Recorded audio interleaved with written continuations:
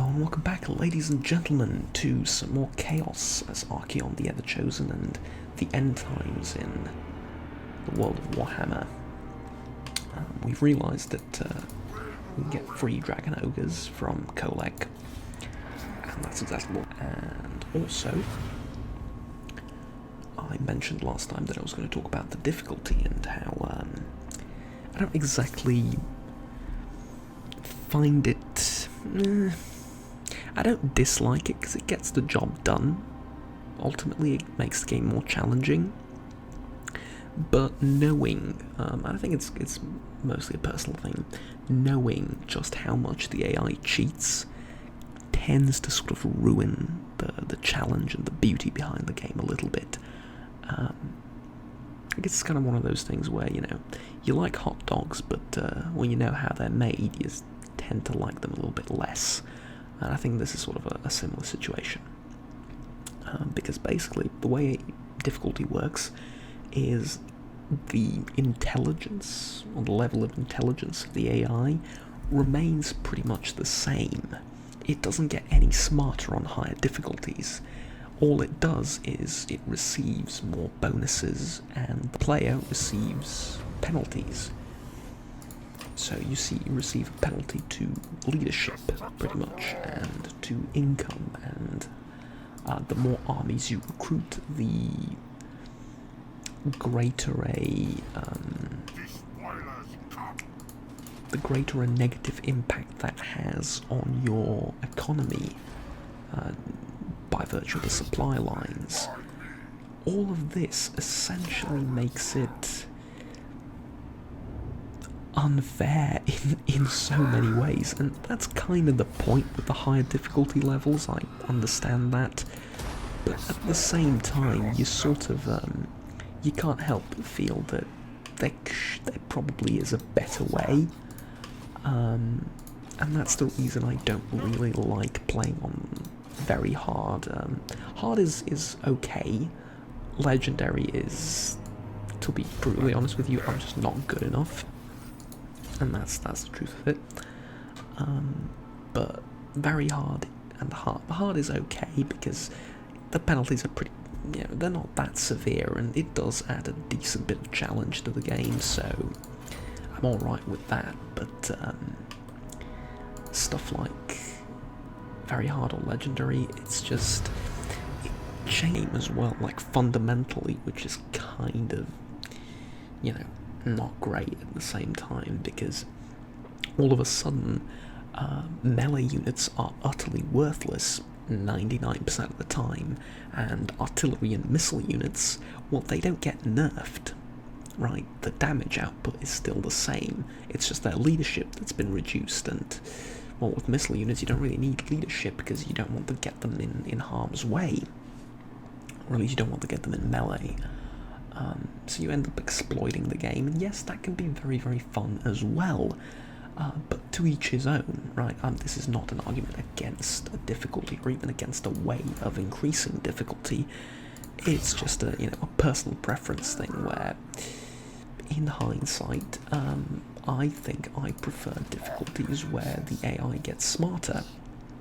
However, that said, I really do need to go out of my way and sort of defend CA a little bit, because the difficulty in Total War games, not difficulty, but the AI in Total War games is actually kind of amazing compared to AI in other titles. And oh, look at that, he can go above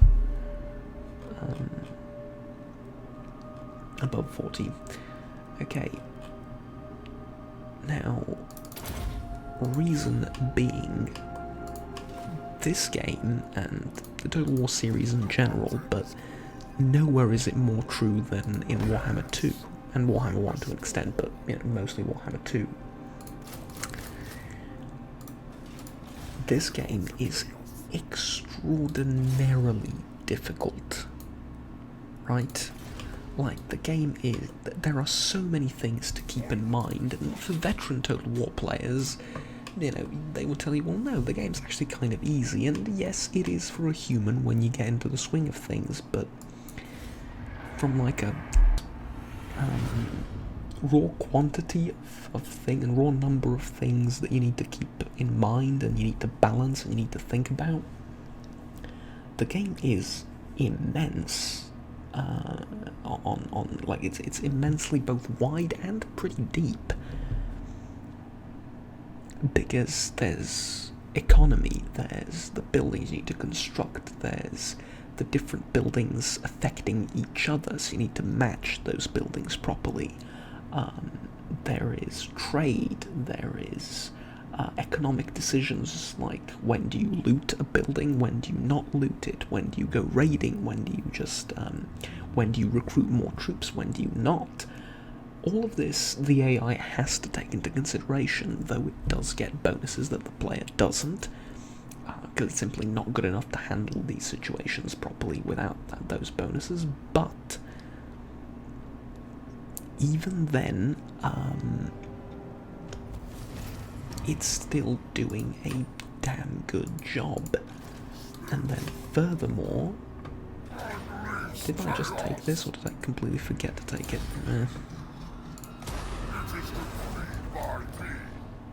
That's fine. Anyways, there's just so much that it needs to take into consideration that really you have to give them credit, because it's difficult to pull off something like that, you know. It really is. It's difficult to make a game where I actually don't need this because I'm never going to recruit these units. So yeah.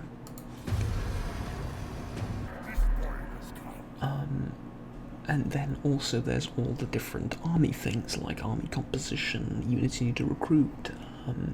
The AI also recruits better units the later in the game you get, so it doesn't just spam the same unit.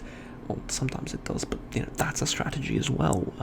Like, have an army full of dragons, because maybe, you know, there's a faction or the player or someone is going to have a hard time dealing with that. Or on the other hand, like getting better units via the buildings and then constructing them, that's a complicated thing to do for a program, right? Especially when it's balancing all the other factors out. And then, you know, above and beyond that, there's also the sort of complexity of moving around armies, both on the campaign map and in the battle itself. These are all things that the game needs to take into account, and it does. So, like, if you think about it, really, the AI is really, really good, because it can do that pretty well, and it's still challenging enough, right? It still challenges the player. So, yeah, the AI in Warhammer 2 is not bad at all, but then again, a few years ago, had you asked me, I would have told you that nothing will ever beat Medieval and Rome in my mind. Medieval 2 and Rome Total War in my mind. Those games were just far too good by every standard. That you know, nothing will go above and beyond those games, but Warhammer 2 pretty much has, and I've spent an embarrassing amount of money almost on it, in terms of, you know, the different DLC and all of that, and so far, apart from the Blood and Gore DLC, which is utterly disgraceful that is a DLC, but on the other hand, I wouldn't pass judgment too harshly, because I don't know how the legality of it works in other countries, so maybe the alternative to it being a DLC is us not ever getting a Blood and Gore pack. You know, maybe if that's the alternative, then, you know, oops. But even if that's the alternative, then you could make it 99 cents. I think that's always an option. So, yeah, like, other than that, every piece of DLC that I've bought has been more than worth it and has been just endless fun and enjoyment. They've created a phenomenal game and they should be proud of it. But yeah, definitely it goes above Medieval and Rome for me. So it's Warhammer 2 and Warhammer 1. I basically view them as the same game, which I think everyone should. Especially since if you own both games, you get a mega map, and that's basically how the game's meant to be played. If you want to think of it as a $120 game, then yeah, sure, it's a $120 game, but it's the best Warhammer, probably the best Warhammer game on the market, and in my mind, definitely the best Total War game on the market. So yeah, but just below these two titles, though, is still Medieval 2 and Rome. I've talked about this quite often. Rome still takes the first place for me, because that was my first game. I grew up playing that game pretty much, and I have an endless amount of memories from it and learning the game and the entire process. And I remember it took weeks to figure out. Like, I was a lot younger back then, and I didn't exactly have the internet, so I couldn't just look up stuff as I was playing. It was a bit more complicated than that back in 2005. Well, for me at least. I understand that that's 2005 wasn't exactly a year where people didn't have the internet for most of the world, and had it in the household, but not on my computer, right? And looking stuff up for a child at the time was child. Child. At the time was pretty well, it was not gonna happen, let's say. I hate it when that happens, but where is it going? Ugh. Fine, you can murder the people of the settlement rather than anything else. That's okay, I suppose. Try and get in there.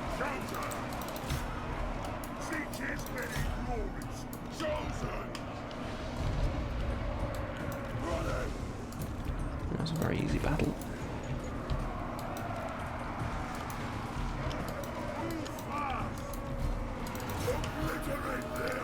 Like, if we're gonna be realistic, all I need is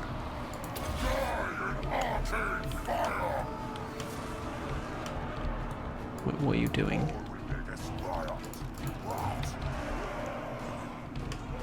Did they close the gate? Yeah, I think they technically closed the gate. That's funny. Okay, that's alright. We have plenty of infantry that can help our gear out. How dare you? That's magic that only I can use.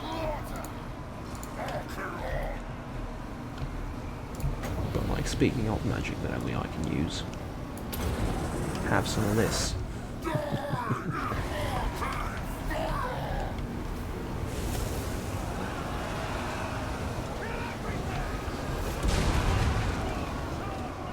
Much better. That cleared a path, definitely.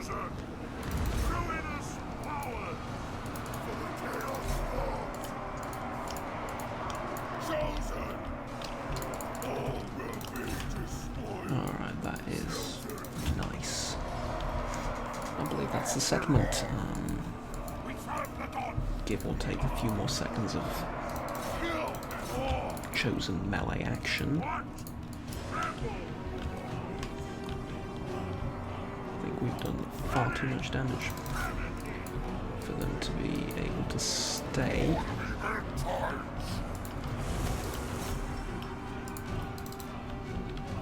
Or maybe not yet.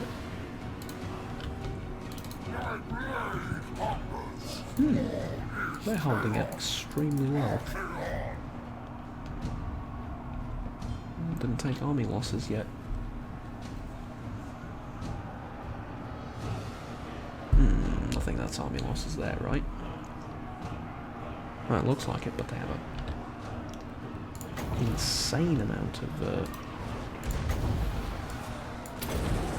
leadership. That's fine, because we have a burning head thing. There's no use running from the burning head thing. So 500, almost 600 kills, I reckon. That is beautiful. And if you can believe it, he's not even the best caster in the game, or the best,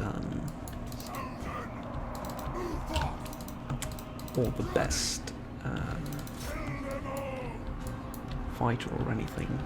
He's not the best at anything, but he's a really good combination, probably the best combination of both fighter and caster, and it's not actually saying much, to be honest, in hindsight, but everything I did say about Archeon previously in the previous videos was true, but it is, what I think I sort of neglected to mention, is that a combination of both a fighter and a caster is kind of rare, excluding the vampire counts, because pretty much every vampire lord in the vampire counts roster is both fighter and a caster at the same time, and the Wind of Death is more or less kings of both magic teams and nukes and all that, but they suffer. Yeah, be that as it may, victory is ours, with practically no losses and another 50,000 in the bank, which is truly impressive, but I would like to see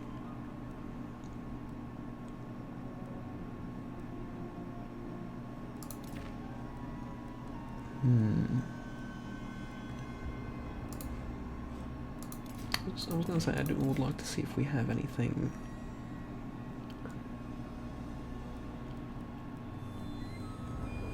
that I can give him, and honestly,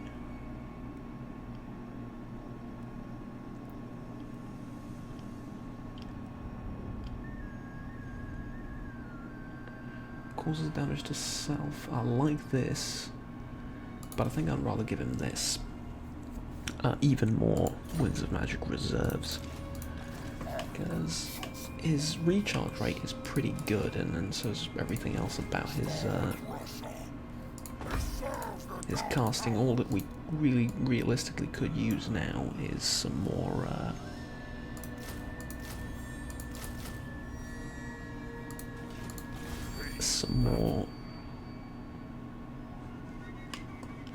I'll get it out eventually, I'm just looking at stuff at the same time. Some more Winds of Magic reserves. It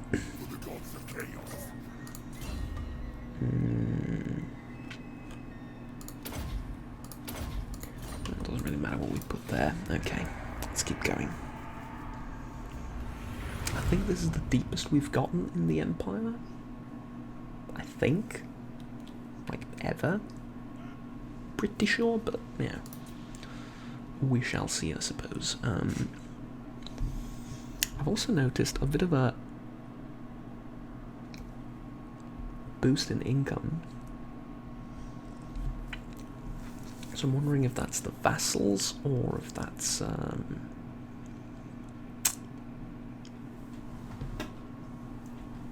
something else.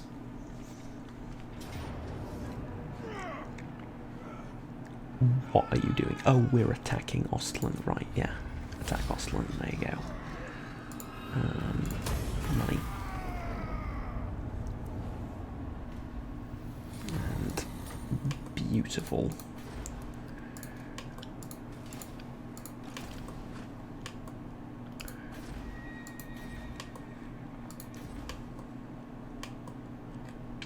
Now going down to Beckhafen is sensible. not only is it sensible, I think it's the best course of action. Here's Boris Toddbringer again. Didn't I already kill you? Like, what? Wound recovery time -1 doesn't... okay. But, like, I killed you, though. Is the thing, right? Whatever. Okay, and Kolek.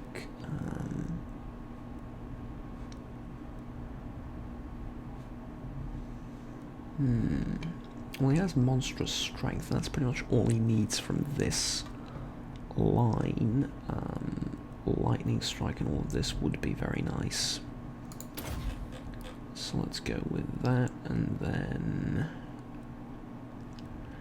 I think Horde recruitment capacity for now, because yeah,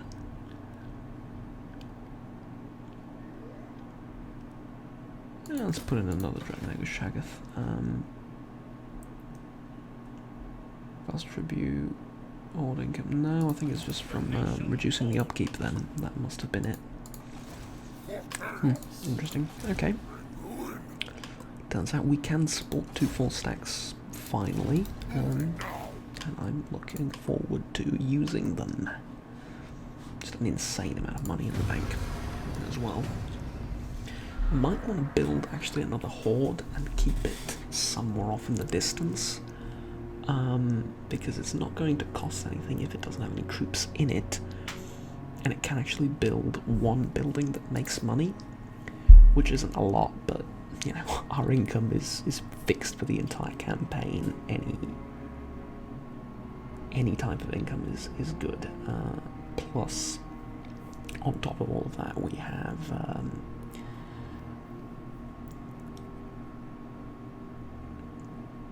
we don't actually pay that much for our troops and for maintenance, so that's good. Okay, let's see what Toddbringer has brought to the fight here. It's the same army from before, and it didn't help you out before, and it's not going to help you out now. But I suppose I could siege that out, because it's just 2 turns until he starts taking attrition, and I could focus on something else.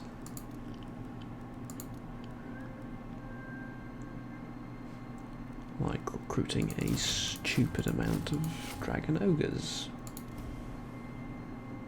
Sounds like an idea. Oh, and also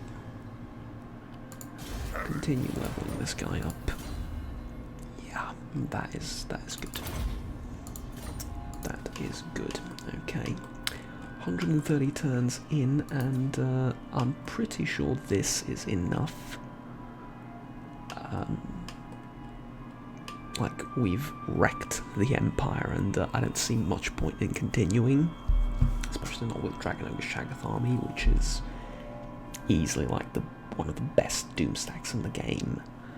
So, yeah, the map is absolutely huge, but honestly, I think we've done enough. There's little that can stop us now if we're careful and we scout ahead. So you tell me. If you'd like to see a bit more of this, then I'll continue playing, but if not, then I suppose I will be transferring over to a different game for this sort of part of the channel, I suppose, or part of the content, and I'll be continuing the traditional Let's Plays as well, hopefully relatively soon. Until then, though, ladies and gentlemen, I bid you all farewell. Have fun, take care, and